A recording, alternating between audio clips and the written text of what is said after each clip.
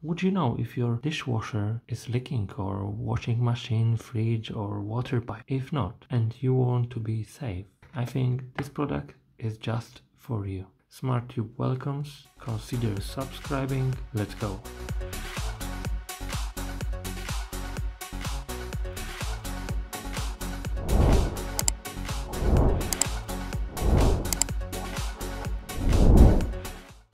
On the market you can find lots of leak sensors, but this one I bought from the AliExpress, and I actually didn't know the name of the brand. Mayan. I thought it's gonna be like no name, no brand, just it's powered by Tuya, but this is what I got, and I will show you this brand, and they have QR code at the back. After scanning you will be transferred to their website, but let's start from the box. And in the front you can see the sensor, how it looks from the top. I will show you later from the bottom. And this is the leak sensor. So how it works: so it has two metal parts at the bottom, and when the water would go underneath the sensor, then those two metal parts will be connected through the water, and then the sensor knows that there is something wrong and there is water underneath. And this is a very simple description how the sensor works. And what else we have at the box?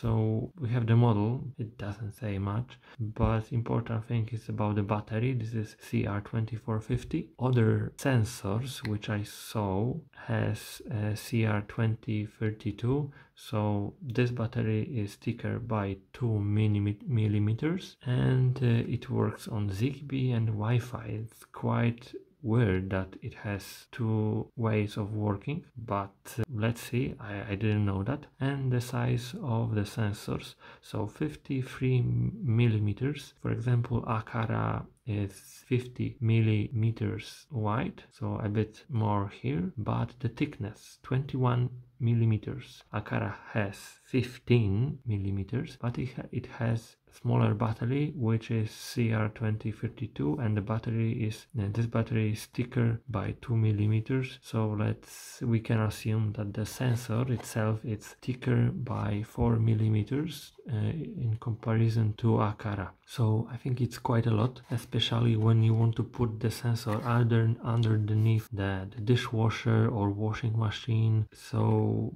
it may be a problem. However, let's see, and it all depends from the place of the device to which you would like to use this sensor. You don't need to put it underneath, you can put it just behind or on the side. So that's it. I don't know what is inside, I never open it, so I think we can open it.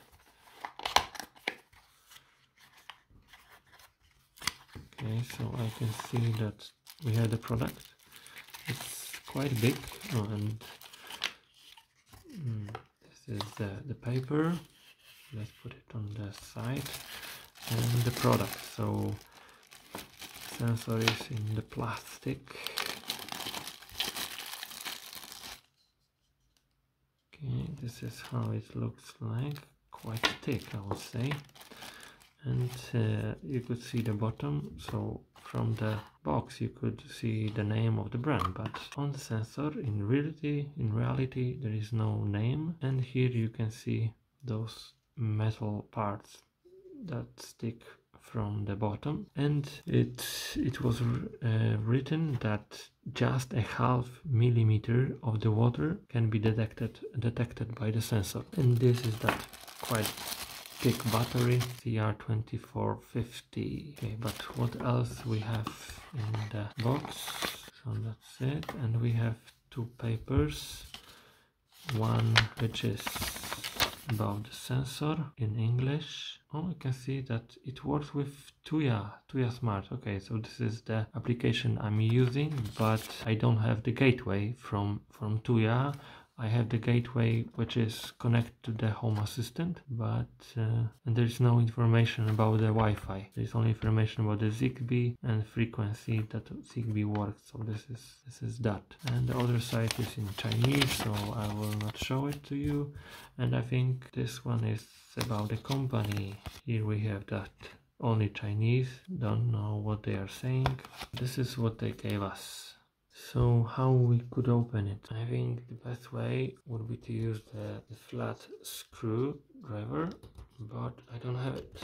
Okay, I could open it by twisting with my fingers. Actually, I need to open it quite for a long time. This is that, and inside it looks like this. And let's put the battery inside.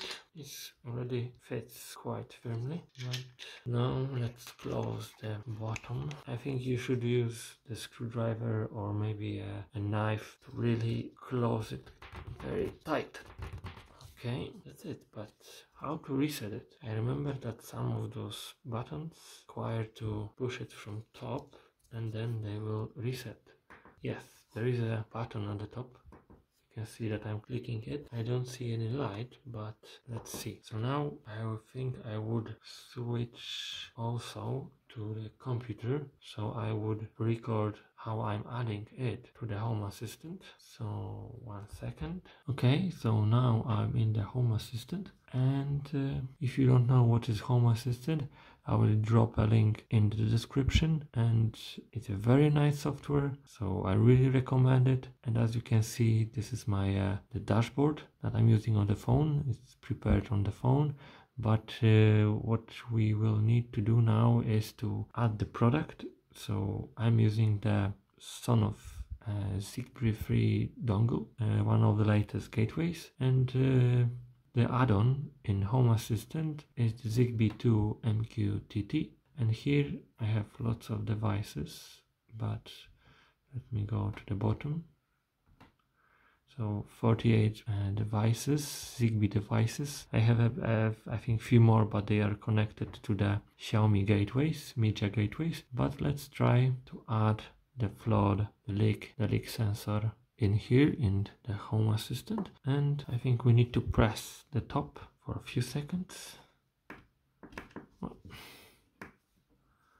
Okay, it's quite hard to push it, but yeah, let's do it. I'm looking for any light. I actually don't see it, but I think I'm pushing it for quite a long time, so let's see. I don't see any light inside, but maybe Zigbee 2 MQTT found something. Yes, it has. So this is a water leak detector. It is Tuya. Yeah, it works with Tuya, but actually the picture of it is wrong. So we have, I would say, two types of the leak detectors, the leak sensors. So here we have everything in one.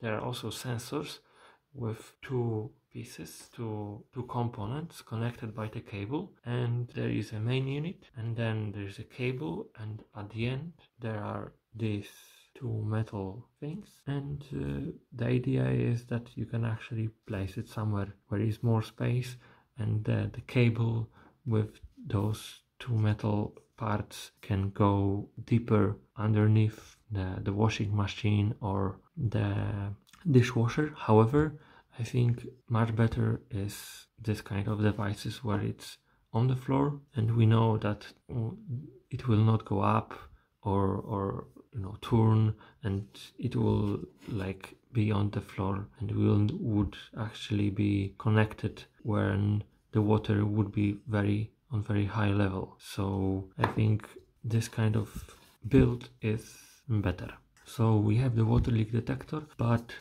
of course we need to test it. So let's do the test. I prepared two automations that I would like to show you, and the first one gonna be automation created through the Home Assistant automation interface, which is really very easy. So first we need to go to the settings. In the settings, automations and sends, and I have one automation already created, so I will just open it and show you what I have there. It's called boiler leaking, and we have three sections. One is triggers, so what will start the automation. Then there's a condition and the action. So starting from triggers, I can expand it, and here this is the name of this sensor, a leak sensor, and we say that it will go to the state on. if I will show you what is in the trigger, so there is a lots of different options, but we are interested in the state of the sensor. So that's why it's here. So when it will says that there is water under it, it will change to status on, and then the automation will be triggered. In the conditions we don't have anything, but here we can say if the sun has rise, the automation can move to actions. There are some motors for the water valves that can change its state. So when the valve is open on the water pipe, then the motor can close it. So we could say that if the valve is closed, then there is no need to close the valve if even there is a water leaking. So in the actions, what I'm doing, I'm using the Google speakers. I think this is Google Nest 2nd generation, and first I would like to set the volume, because it can happen that the volume of the speaker is very low. So let's first set it to some high volume.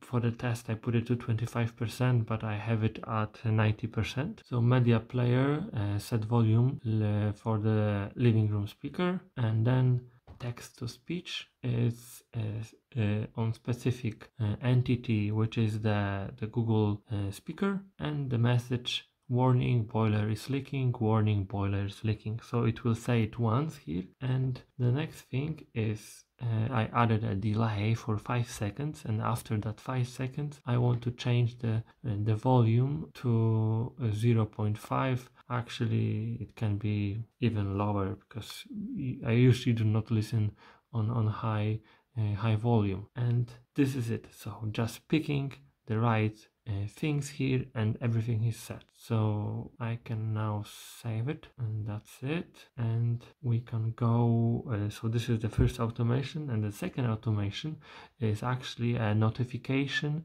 to the Telegram, and I have set it through the Node-RED.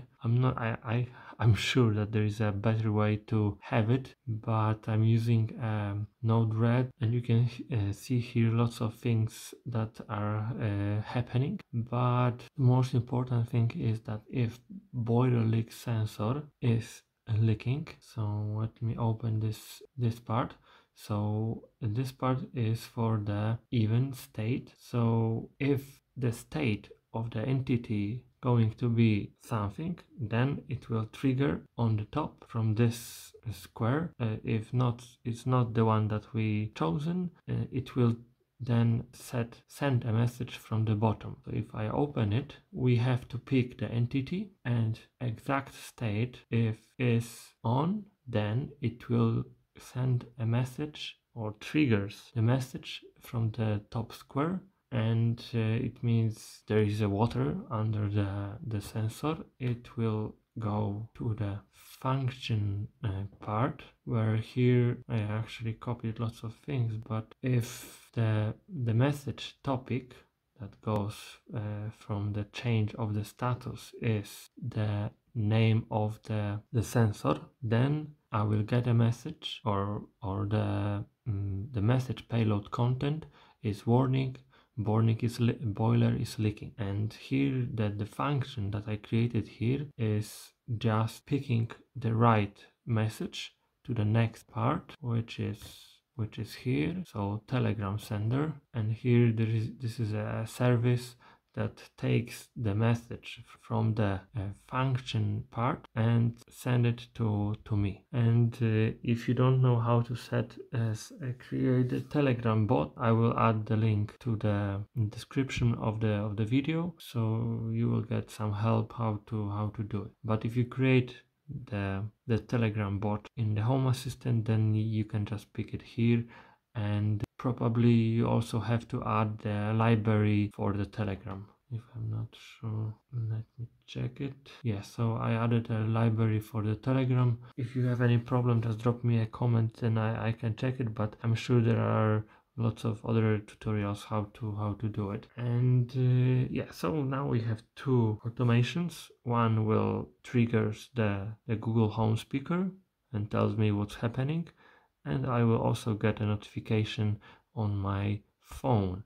So if I'm not at home, I will not hear it, and yeah, I will just get a message. So after we know that the boiler is leaking, I'm not doing anything with the water pipe, with the water valve. So that's what I need to work on, as I don't have that motor that close the valve. I will add the link to the description of the video about what I'm talking about, and you can see it also on the screen now. What is it? And after knowing that the boiler is leaking or any other stuff at my home is leaking, then the safety valve on the water pipe should close. But let's first show you how it works and how fast the Google and the notification on the phone is. Okay, so now let's take the sensor. So as you can see, there are those two metal things, and when they will be connected, the sensor will turn on. So third time. Warning, boiler is leaking. Warning, boiler is leaking. Okay, as you can see, it adjusts the volume, said what it had to, and then it changed back the volume to the 50%. So as you could see, everything was quite easy to add in the Home Assistant. That's why in most of my videos I'm saying that the Home Assistant is very nice smart home software to work with, and I have lots of devices that can talk to each other, and the same is with that electric motor that can close the valve. Everything would be in the Home Assistant, and each of these devices can speak to each other. And I think now I showed you what we can do with the leak sensor. So now we can go to the short summary and my conclusions. This sensor works on Zigbee, and it can be connected to the Tuya if you have a gateway for the Tuya application. But I connected this to the Home Assistant with the Zigbee dongle, and it's using the Zigbee version 2 protocol, so it's not the new one, version 3.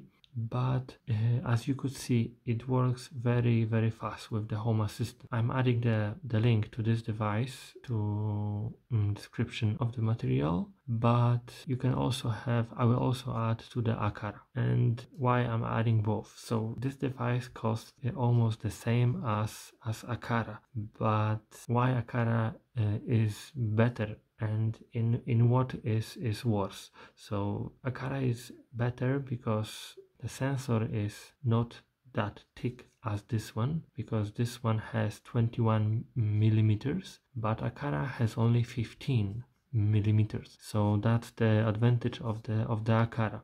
This sensor has a bigger battery, so actually if you put it under the dishwasher or washing machine, and it would be hard to replace that batteries. You would need to take it from under the dishwasher or any other appliance. So for sure this one will last longer because there is a bigger battery inside. This is CR2450. Aqara has CR2032. So that's the advantage of this device. However, if we say that the battery that this device is using is thicker by 2 millimeters, then the difference between Aqara and this one is 6 millimeters. So 4 millimeters is probably because of the design of this sensor, and Aqara just make it better and slimmer. In terms of the how wide is the sensor, it's very similar. I think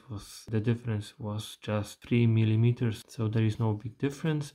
But the thickness, this is why Aqara is better. But if you have lots of space, then you can use this one, and it should last longer, and that's it. So I highly recommend leak sensors for your home, as it already saved me a big mess, because my washing machine was leaking, and the sensor is close, very close to washing machine and the boiler. So the washing machine was leaking, and I could know it really fast, and I think I saved quite a lot of money because of sensor already. So I think you should have it in few places at your home, and even if you are in a flat, you should also have it under the basin, under the sink, dishwasher, washing machine, boiler if you have, or under the pipes, water pipes, and then I think you can sleep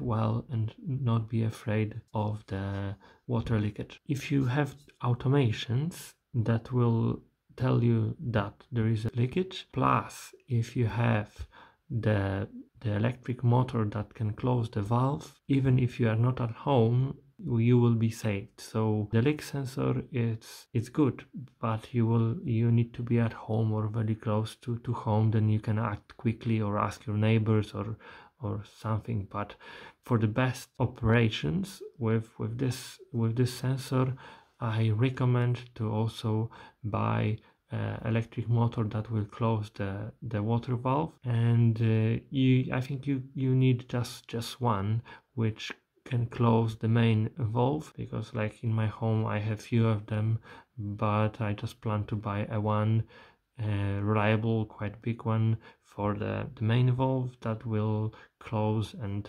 the whole home will not have a water, but you will be saved, and the damage will be to your floor or something else will be just minor. I think I didn't mention the price for it, so the price is around $10. It's not big money for such a device, which can really save you a lot of money. Very soon I will show you the Aqara leakage sensor. Maybe it's gonna be in my next video. For now, I thank you for watching my video. Please consider subscribing my channel. It really helps me, and see you next time. Thanks.